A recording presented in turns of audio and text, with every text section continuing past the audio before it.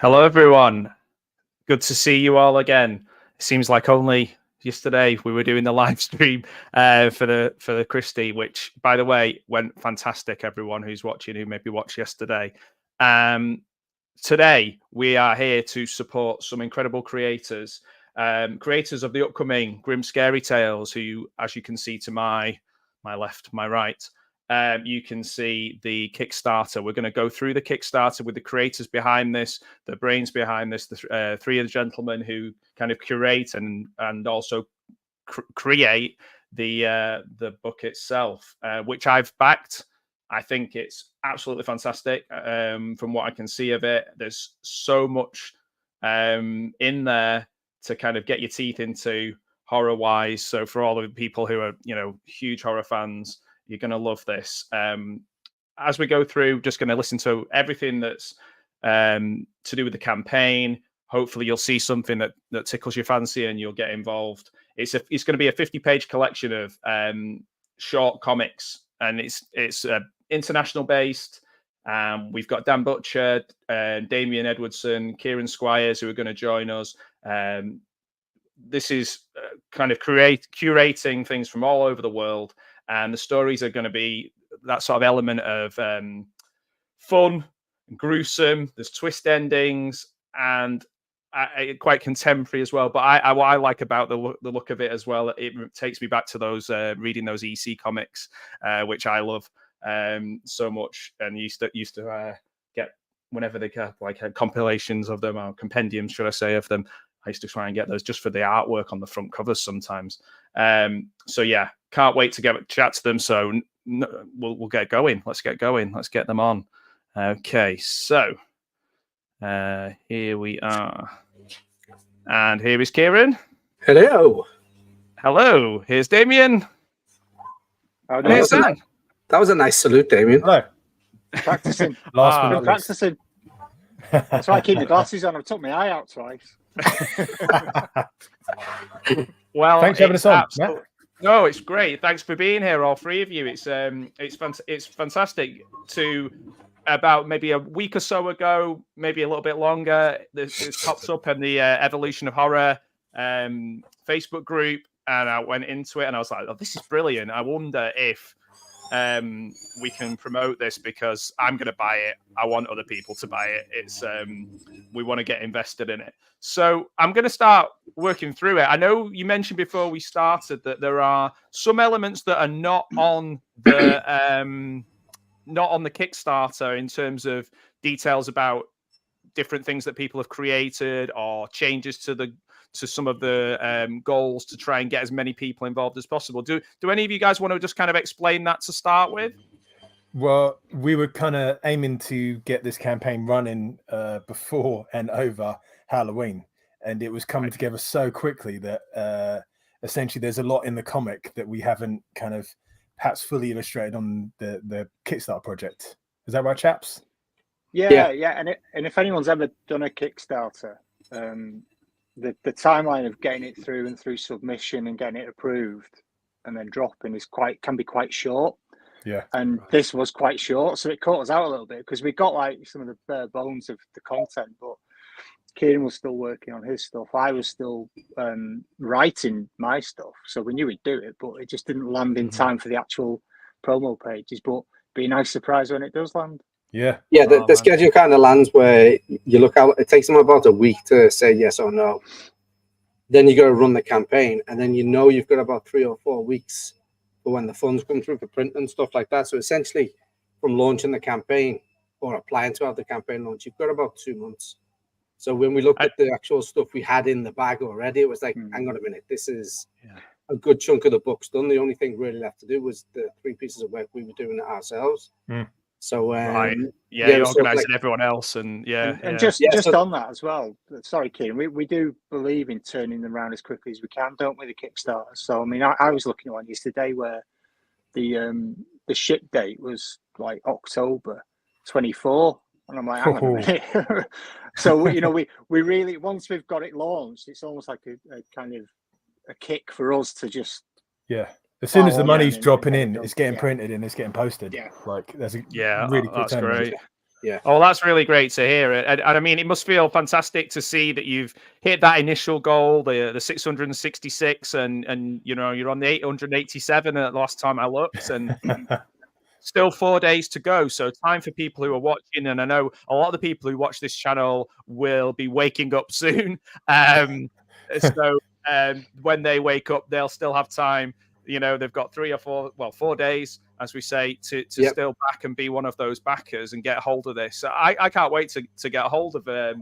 I feel like anthology films, compendiums, they really are making a resurgence in horror. You know, the new Amicus, people delving back into the old Amicus films, but also people loving that kind of vibe of the EC comics and Creepshow and VHS and all this, and that's kind of perfectly set up for this comic, that sort of audience, isn't it? It doesn't have to be your hardcore, you know, comic fans who follow every single comic that you guys make, but indeed, who just love horror.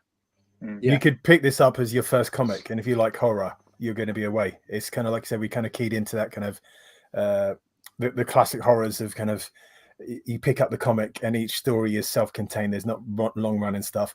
We've got comics from like 8 pages long down to 3. There's a lot of different genres, like takes on the genre and ideas and influences. So we kind of curated what's going to be in there, not only our own stuff, but the stuff we've got in there. And we're really pleased with how it's kind of shaping up. It's so how did everybody all get together then, guys? How did you kind of, not only yourselves, but the people that have contributed as well? Is it people you've worked with before, people whose work you just admire, or both?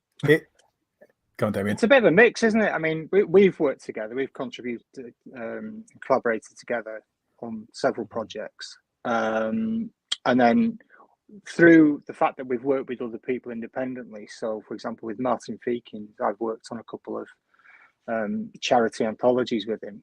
I think I've done 3 now actually with him, and he's written stuff for 2008. He's done some future shots. He's perfect for this because he's, do you know what I mean? The short, sharp twist in the tail kind of thing. Helena who's on there is actually my wife, and she's part of the Art 92 partnership. There's the 2 of us, and she's obviously, you know, got into doing sort of 3-4 page stories for the places. So from my perspective, it was people that I know that can bring the right style and quality to what we wanted, and you know, we're not going to be chasing them for 6 months to get the work in, which, you know, can happen. That's true. I mean, same I think with you, Kieran, wasn't it? Where, you know, you've got, again, you just leaned on your contacts for stuff that maybe you had. It was just like let's see who's got some stuff that they want to get published, because that's what it was about. We wanted to do a horror comic, so let's just do it. I mean, from my perspective, I am not a horror aficionado in any shape or form. These 2 are horror nutbags. They love the stuff. So it was inevitable we were going to do something. It was just how we were going to do it. And we all sort of, let's ask around, see who's got some stuff so we can curate it together, as well as doing our own pieces as well. That's excellent. So as I'm sort of scrolling through the Kickstarter, and I think what stood out for me was the real, like you said, the breadth of different styles, even in the cover art. You know, it was really tough to choose which variant to choose. And to be honest, I would have been happy with any of them, because I just thought they were excellent. But also that kind of, even when you're saying, like, if you're not a massive fan of horror, sometimes writing something out of your usual style or genre is kind of exciting, and you create something completely different. It's exciting to kind of to look through them all. Is there something that you guys individually, you had an idea, right? This is the one. This is an idea I've had percolating for a while, and it'd be perfect for this. Or did you kind of come up with the idea of a compilation, or compendium of horror comics, and then come up with the ideas afterwards? Or were a lot of these things that you had on, you know, in your box of tricks for a while? As we've kind of worked together and done different projects together, we move quite quickly. One of the best things working with these guys is, like, we'll say we're going to get something done, and it turns around quick. It's like boom, boom, boom. We're getting stuff out there. And with this, we was like, right, we've got Halloween coming up. Let's do a horror comic. And it just kind of like fitted into place. I didn't have a story ready, but then as soon as you start thinking, right, a horror story, it kind of, I've kind of been around horror so much, including my marriage. It came together quite quickly, and it's always interesting to see creators take on horror when they've not had a pop at it before, because you could argue stuff like Shining with Kubrick. It's one of the classics. He's not a horror director, but then he produced that, which is just something else. So it's interesting to see what creators come up with. Definitely. I know when I was studying writing and you know, I was doing screenwriting, I was sort of pushed away from horror. The sort of attitude towards it was a little bit sort of snotty, and it wasn't seen as something that I was able to submit for any of my projects or any of my dissertation or anything really. You kind of sneak it in. And I think comics are a great way of having that freedom to do those things without kind of having, you know, sort of a lot. I suppose the people, the arbiters of it are the people, whether they back your Kickstarter or not. Yeah, I mean, with anthologies, it's going to be like some of those tales you're gonna love. Others you might not find so like appeal to you, but that's the nature of them, isn't it? Like you kind of, and then what you really dislike, someone else will really like. So there's it's interesting. It's interesting, Matt, that you say that about writing, because comics are the same. You know, it's exactly the same, where it's not actually given the kind of space it deserves as a medium. I mean, I went to art college, and you know, I studied kind of illustration and portraiture, and I loved comics. I always wanted to do comics, but if you mentioned it, it was like, well, you can't do that. Yeah. Do you know what I mean? It was like, hang on, similar community, and it's sadly, although you know we've had booms and busts and stuff, it's still within the art world. It's still considered one of the lesser mediums, which is absolutely rubbish. But like horror, it's still considered an inferior genre to other things. That's particularly in the UK that's prevalent. That the comics are just seen as nothing. But if you come across, I'm in Spain, and it's just everywhere. They're everywhere. From anywhere on mainland Europe, there's just comics everywhere. But as soon as you get back to the UK, it's like, no. It's just such a strange mindset. I mean, especially when it comes down to the people who are funding projects, certainly within film, you know, you have to kind of sneak horror themes into things and almost pretend that there's something else. And the same with like, you know, it's the same with certain comics. I remember somebody saying to me a long time ago, "You've got to see this Rogue Trooper. You've got to read this. This is a work of art. This is incredible. This is just a really deep, layered story, as good as anything." And I remember him talking about it to his literature professor or whoever, you know, lecturer, and just kind of just dismissing it out of hand. That is an insane mindset, and it's so good that I guess in this sense, doing a Kickstarter, you're your own boss, and you've got an audience who are because one thing we do have, it doesn't matter how certain financiers and people feel about horror, there's a massive fan base. There's just huge fan base, particularly at the moment in Britain, but all over the world. I mean, you've only got to look at all the different conventions that are popping up all over Britain. So is that a plan to kind of you know, kind of get more and more physical copies and kind of go out and meet the audience, or is it going to be a predominantly online, or does that just depend on the sort of demand? I haven't really considered that, to be honest. No, we had a quick conversation, is that we from the campaign we'd have enough copies that if any of us were out at cons and stuff, then we'd be able to spread the word more and more.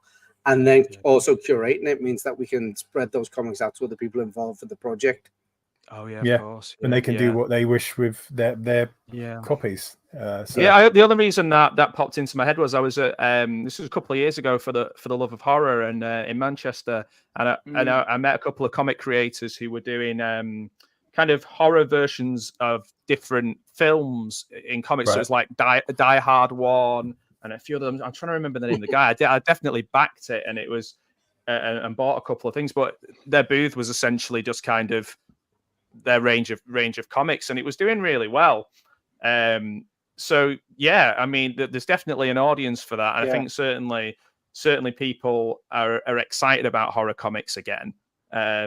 It's not just seen as kind of something from the past, or if it is, there's that kind of cool retro feel to it, like I said before about Creepshow taking off again and Tales from the Crypt and all that kind of thing. So it's really exciting. So as I've been scrolling through, there's these kind of, like you mentioned already, there's a real, how important was it to kind of have different styles from one story to the next, like almost like a running order of an album, where you put each song. We've got the stories like building up. There's only a few pages from us three guys that kind of need doing, and then that's going to kind of go together. I think we're going to have to spend a little time on working out where these stories are going to fit, because tonally, there's kind of, you want a bit of a juxtaposition. You don't want kind of like the same kind of flavors all the way through. Should we do a quick run through of our respective stories of what we got going on? That would be great. Yeah, I feel like that would be a natural place for us to chat about next. That sounds great. Yeah, I'd love to hear some more about that. Do you want to do your guys' stories first, or should I do mine first? I'll do mine first. Yeah. My just wants to go first. That's all it is. No, you go for it, Damian. You go for it.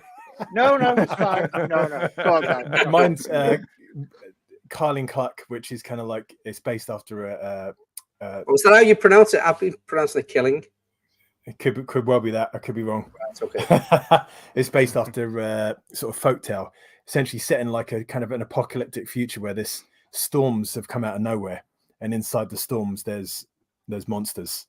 I was thinking about today, if kind of a wintry storms took over the entire planet, life would be it'd be over very quickly. I mean, if there's little sunlight, no heat or energy, but we don't worry about that. We just carry on with the horror story. Yeah, we'll just keep going. Yeah. And the shelter which our kind of group of survivors in starts collapsing, and they have to make an exit into the outside world and try and survive. And they come across a lone survivor who promises them safety, but how will it work out?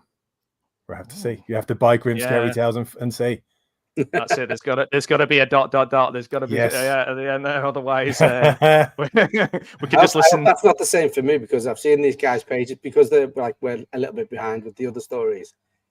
The pages are tripping through from these two guys, and I'm like, I so want to read these pages. That's a good sign, definitely. Yeah. What about you, one, Damian? So I've got two in there. So the first one is one that I wrote, and when you were asking the question before about was it things that we already had, and it was a story I'd written for another comic that we were due to do, but we just haven't got round to it, and I thought we'd fit perfectly for this. And it's called working title, because I'm terrible with titles. I'm always changing at the last minute, but at the moment it's still working title as Job for Life, and it's kind of like a modern, if you think a bit about Tales of the Unexpected, that kind of a thing, it's a bit of a modern day slant on that, to do with kind of the way that we work now, kind of remotely, and the opportunities that could give for bad things to happen. So let's leave it at that, shall we? But so that one's actually being, and it was always going to be illustrated by H, because when I wrote it, I thought it will fit exactly the way that she works. She's got a very kind of a definite style, and brilliantly with facial and character things. So she's picking that one up for us at the moment. And the other one is the one that I mentioned earlier that Martin Feekins has written, we're collaborating on, and that's called Poster Boy. And it's, without giving too much away, there's an intergalactic war, and he's the poster boy for going off to war. And things happen, and then eventually he returns home. And what's really interesting with Martin's work is it's always very emotional, even on 2 pages. I mean, I've just done one with him for this charity anthology, DUI issue 3, and I was going to sound daft, but every time I reread it when I was driving, it kept making me cry because it was really sad. Man. I was like, oh, mate, get over it. But he's always got this ability, Martin, to kind of layer things so that although this is a horror, sci-fi horror story in a classic kind of 2000 AD eerie kind of way, there's a little bit of a layer to it about people and how people alienate people and things like that, and it's quite interesting actually. So I'm really looking forward to. I'm on page 2 of it. I've sent the guys a looks good. Quick snap of page 2. Where, but that's true horror, isn't it? Getting fucking that human sort of dread and existentialism. Yeah. Oh yeah, I mean, if you look at things that have been successful, horror film wise, in terms of the ones that hit hard are ones about that come down to real life fears, whether that's an emotional fear or a physical fear, something that that kind of affects people. So yeah, that's great. Sorry, go ahead. I interrupted then. Go. No. I'm more interested in hearing the next comic than I am me speaking. So please go ahead. They're my 2 anyway, and I'm quite pleased with the way that they're both progressing. So they're on track. They're doing okay. And I think people will, and they're very different stories, but I think people will enjoy, as Dan said, we're trying to give a range of topics and stories and art styles as well. So I've changed my art style a little bit for this, where I've tried to go a bit, it's purely black and white. Normally I'll work in colour or I'll grayscale, but with this one I'm trying to keep it purely black and white to try and capture those old kind of ink styles, but it's hard work. I might just grayscale the bugger yet because it's but I'm enjoying it. It's making me challenge myself and do things a bit differently. So some of those old school artists on the old horror titles, man, on Eerie, we've been reading recently and they're amazing. Just really hats off. The artwork is fantastic. Anyway, it's exciting to hear that you guys are kind of challenging yourselves and trying different things out, and then I guess people can kind of, like I used to do as a kid, find the names attached to each one that they really love and go and buy the rest of the work by those creators. So that's kind of the best thing about these. Yeah. Let's do it. Kieran? Yeah, well, Mike sort of the similar point from Damian, but I had a story sort of plotted out, but it was like a 4-issue story. And I sort of looked at it for a few days. I was like, there's no way I can get this down to 8 to 12 pages. So I did a completely different one. And then Dan goes, yeah, look at this story we've got. And it was like the same story. Like, come on. Seriously.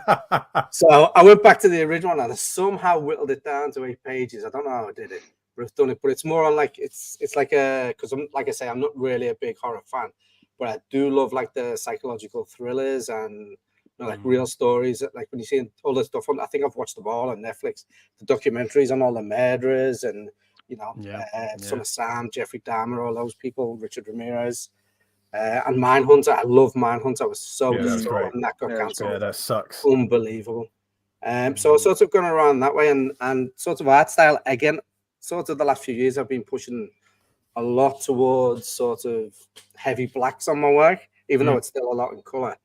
And this one, I was like, right, I'm going full John Paul Leon on this one, and just blob it down with brush style effects, so there's no real detail on them, but thick blacks and stuff. So yeah, I sort of went for the psychological thriller thing of there's murders going down and what becomes of that.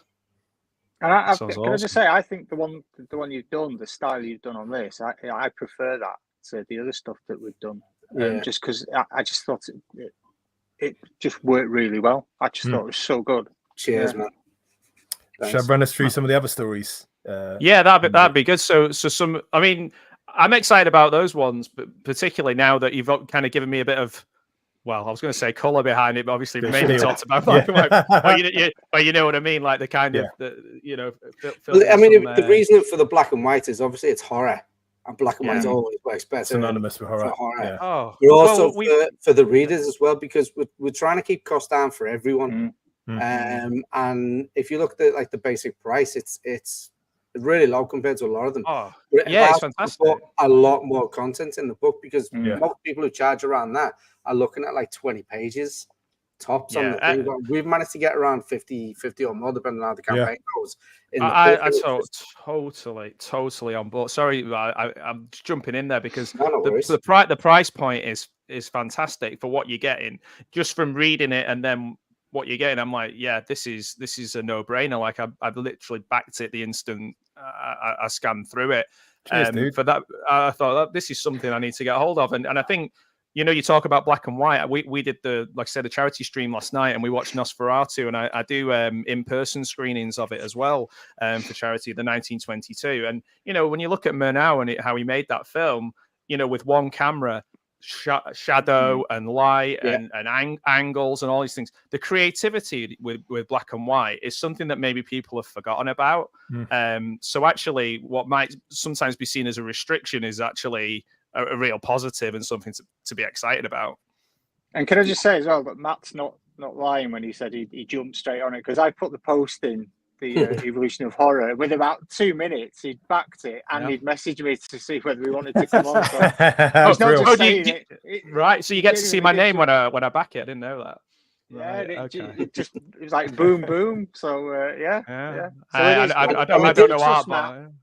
The other side with the low cost on the low pricing on the back, and that we keep as low as we can, is because we know postage is a pain in the neck and worldwide. And I can see a future in Kickstarter where American Kickstarters are being run out of the UK now, because I tried ordering something the other day from the US, and the book cost me 10 and the postage was 25. Yeah, and I just didn't order it because it was just ridiculous. It's untenable. Yeah. Because, I get that. Yeah, I get that for sure. I actually backed Mystery Science Theatre, and I've always backed them whenever they've done a campaign.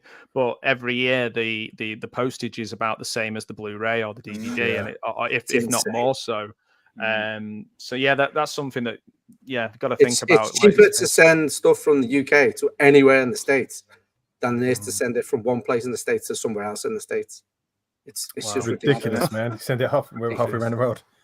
Yeah. Shall I run us through we got the cover gallery. I did the art duties on cover A. We got a fantastic artist we all know, Ian Ashcroft, to do the cover B. Ian Ashcroft does work with Pat Mills on Space Warp and with Time Bomb Comics. He's such a talent. That's what's on screen now. This one. With the lady and the skeleton and the skull wolf things in the background. And then me and Damian combined our powers to do the saucy cover C.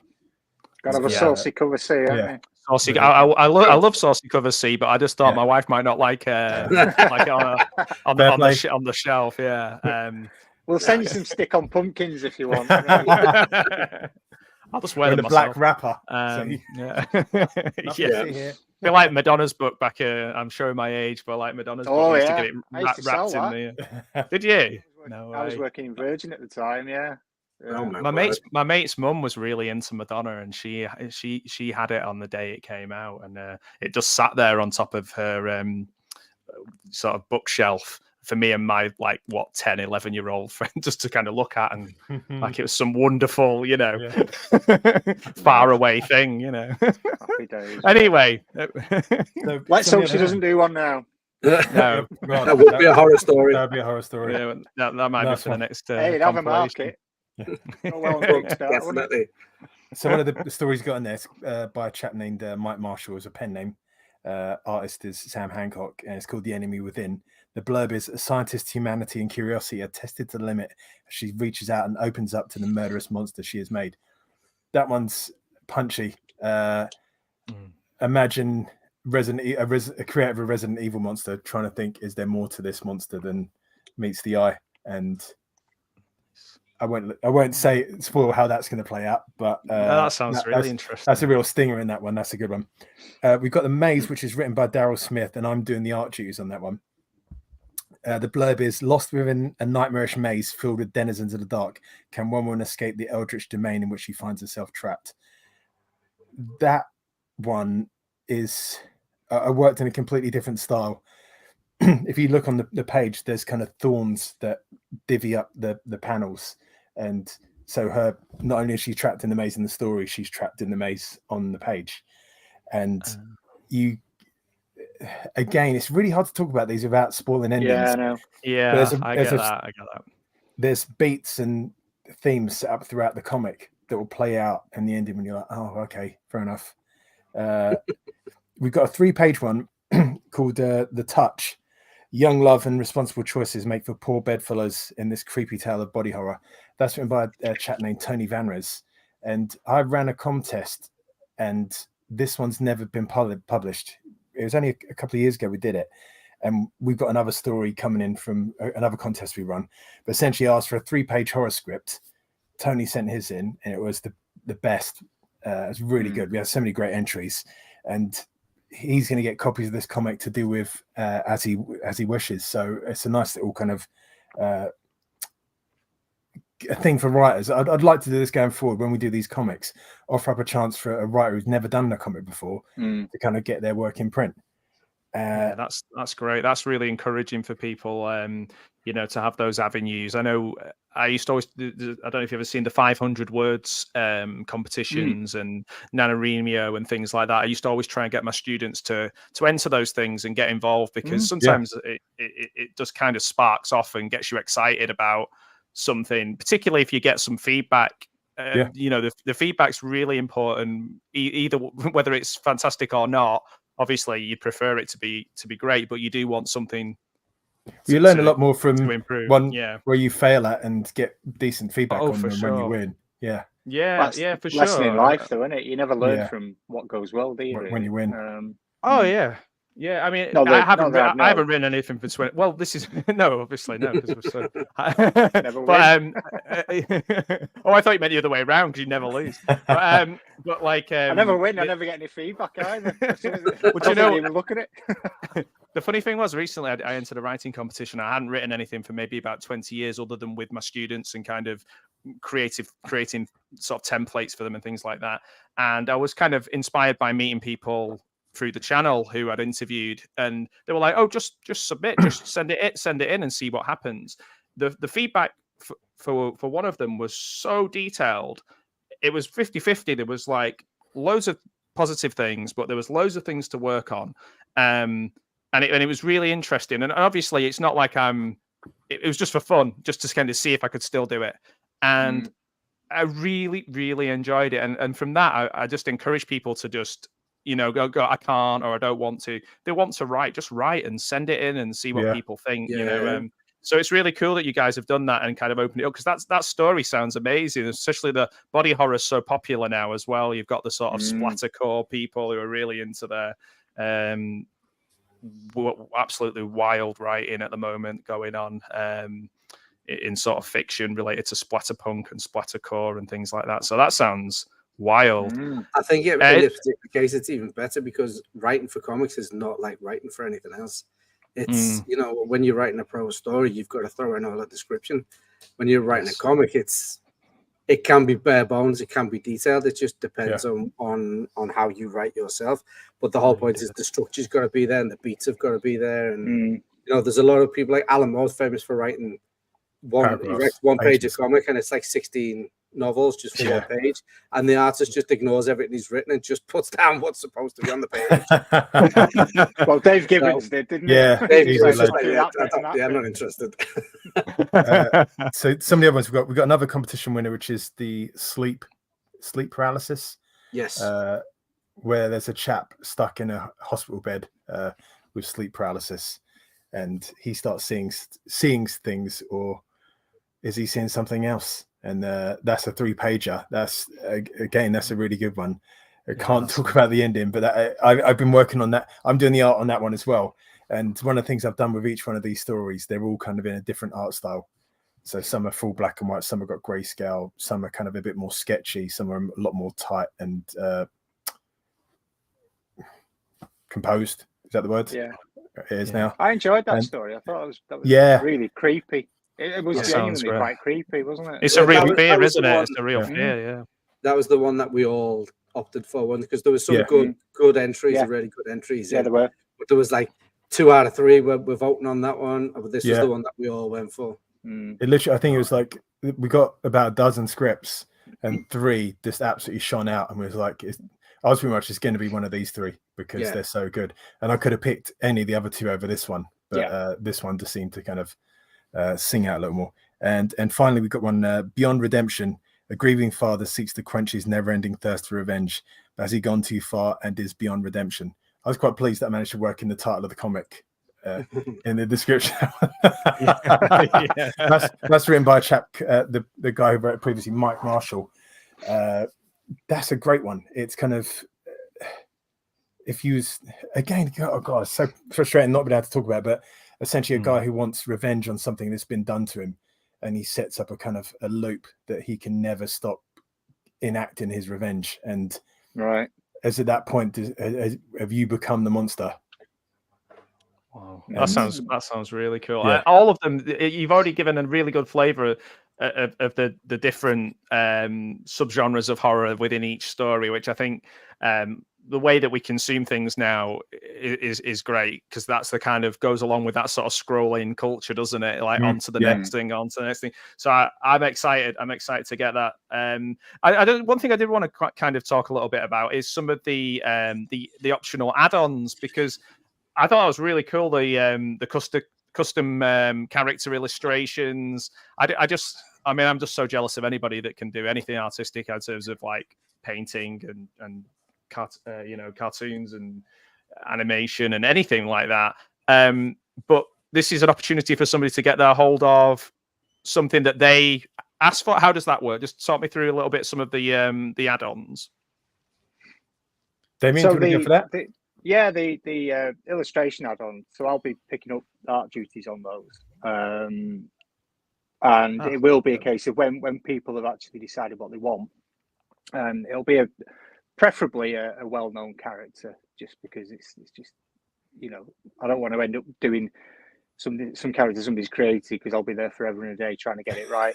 So I've been down that route recently. Yeah. But it's great to offer people a piece of art, and it's 50 quid, but 50 quid for an A4. Mate, that's a steal. It's one of a kind. It's the only one in the world. Yeah. So we'll be asking them what they want, and then I'll be illustrating it. And there's a couple of examples, the Freddy and the Leatherface, examples of the style that I'll be using on those illustrations. But we think it's good value, don't we? Great. I think if you can compare it. Sorry, go ahead, Damien. I was just going to say the same thing compared to some of the prices that we see on Kickstarters. Everything we do, we try and keep it as reasonably priced as we can, and affordable, because not everyone's got, especially at the moment, a lot of money. Not everybody's got, and it is a luxury, whether you back the digital, physical, or a piece of art, whatever. It's a luxury for a lot of people, and we're very aware of that, and we don't like that kind of art snobbery sometimes of it's overpriced to basically price people out of the market. It's just rubbish. So we always try and look at it and go, actually, how long is it going to take, and what's like the minimum we could charge for this? And for me, the amount of time it'll probably take me to do one of those illustrations, 50 quid. It's not even like minimum wage, but that's not the point of it. The point of it is, I love doing it. If somebody wants it and can afford it, then I'm thrilled that they'll back it. I'll encourage people to get hold of one of those and add that on, because I've been to cons and had people do sketches of me and my friend who, while we're there, like a gentleman who used to do work for the Beano, and he just did us in kind of the Beano styles, just for pure, retro feel of like kind of just that lovely feel of when you were a kid, and it used to pop through the letterbox. So I was like, right, that's just my mate, right, Dave, sit down, we're having our picture done, and it's literally there on my wall, and similar price. They are completely unique. They capture something that person's asked for, and you can't replicate that. It's not like there's 100 of those being made or whatever. I've looked at a few pieces of comic art that I've had commissioned from people on Friday, and mate, they're worth every penny, because every time you go back to it and look at it, it's like, this is worth every penny, because this is amazing. And when you see the craftsmanship and the pencil and the ink work, it's a joy to behold. It really is. That's great. I really hope back that and give Damian loads and loads of work to do. I think we've got. we only did 5, because obviously, I've got other things. There's only so many hours in the day. So there's only so much I can do. But I think we've sold. I can't remember if it's 2 or 3, because I think somebody backed one and dropped out and backed one again. So I'm not sure where we're at. But there's not many left anyway. There wasn't many originally, but if you do want one, then you need to be quick, because we do see that people tend to pick them up at the end of the campaign as well. It's almost like the and ah, and then they'll go for it at the end. So if you did want a piece of original art for 50 quid, then get stuck in. Yeah. You know? I think it's if they click on the remind me thing comes up quite late in the day of the final day. So you do get, I've noticed that you do get things where you go, oh, I've totally forgot about that. And then, you know, we don't like doing it, but we do towards that. Like in the last week, we'll try and send an update every day or every 2 days, because there's nothing worse than getting all those messages in your inbox every day. It's horrible. So we try not to do it that much, but you've got to do it, haven't you? So well, we do. There's ways of doing it. Yeah, we tried to do a competition at the start with Halloween. If you back by the end of Halloween, it was November 1st, we ran it to, you get a prize draw entry for 3 people to win some original art, some prints and loads of other Halloween sort of goodies. And we ran that. So that was trying to encourage people to kind of back early so we could kind of get the total and make sure we know we're going to get this comic in print and out to people's hands. Yeah. And I think, well, I mean, that's the thing. I did want to make sure I had a chance to say this, because sometimes when you're in the middle of kind of going through the process of Kickstarter, I forget to say to people, congratulations on getting it funded, because that's, you know, you see so many of them that fall by the wayside or people just don't attach themselves to.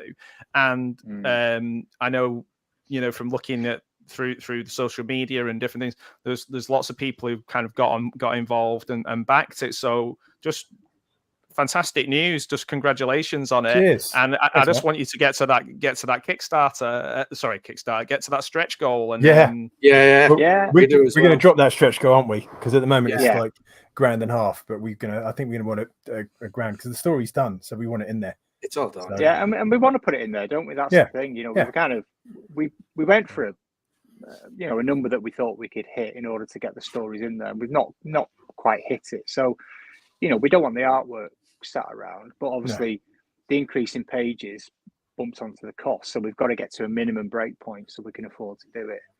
So we're not far off. I think we're about 120. I mean, if you look at general Kickstarters, you know which ones are trying to make money and which ones want to make it for making it. I mean, we set it, our goal is low, because we just want it in print. We want to see it out there. We want people to have it in their hands. Otherwise we've been setting it 15 grand and then not meeting the target. None of us are retiring on it, are we? No. Well, that's it. You know, it's not about that. Well, going back, I feel like I'm constantly harking back to my youth. But when I was a kid, going into the newsagents and getting a book that had come over from America, but has like a 10p sticker over it, and you get, you know, the new Batman or the new whatever it was. Yeah, I've still got some of those. I don't know if that's really something that kids can do now and get hold of. And kids these days can't afford it. I mean, this is why projects like this are so important for the comic community, is because they're at a good price point and people can afford it, and they're getting content.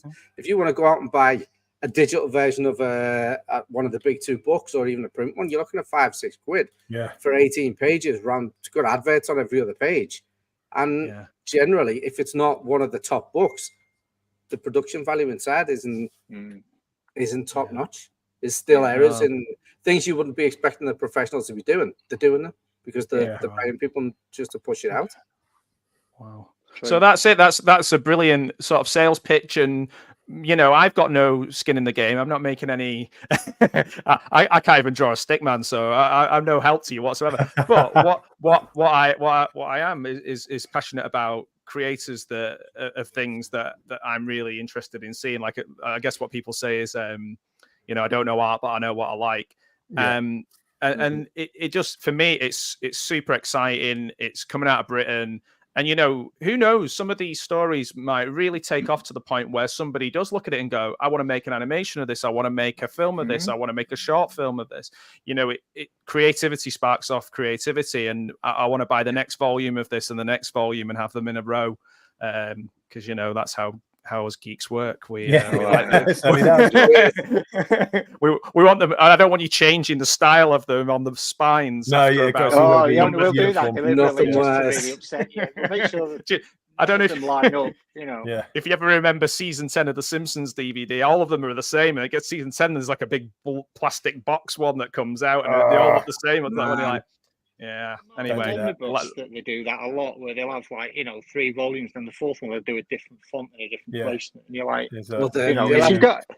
the letter on the spine will be the other way around. You're like, But someone who has like shelf OCD like me, that just keeps me awake at night. I should write a story about that. As a On the story. couple of books I've done, I literally That's a horror copy the story. spine file onto a new file and then just slightly rename it. So it's exactly the same. There's no change. Yeah. That's such an irritant.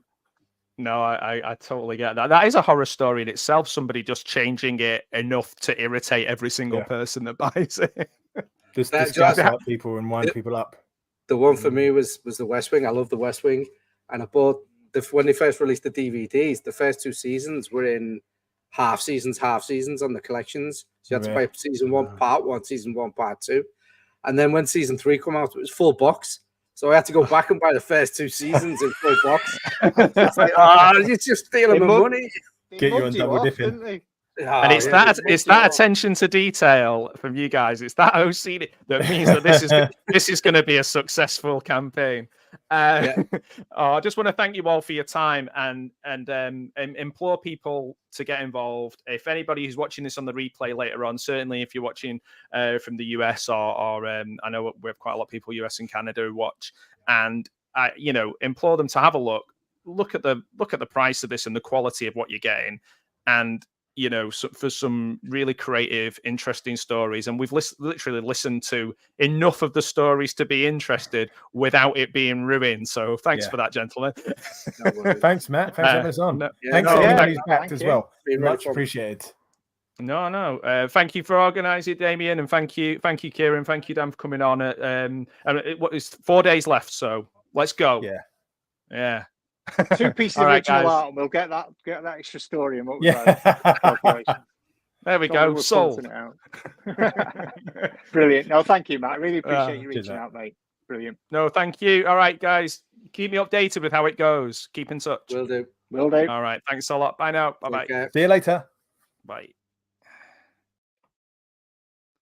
Oh, wow. Wasn't that great? That was so good. I am really excited about getting hold of that comic now, and I hope you are too. I put 2 links to the Kickstarter in the description, so if you miss it at the top, it's at the bottom. There's some description there. It's a really comprehensive Kickstarter with loads of detail in it. I only just touched on some of it as I was scrolling through because I was more interested in listening to the stories from the gents. But yeah, get involved, support independent creators, support creative people with good ideas. Let's go. Okay, so I will see you all soon, and have a wonderful rest of your Sunday wherever you are. All right, take care. Bye-bye now.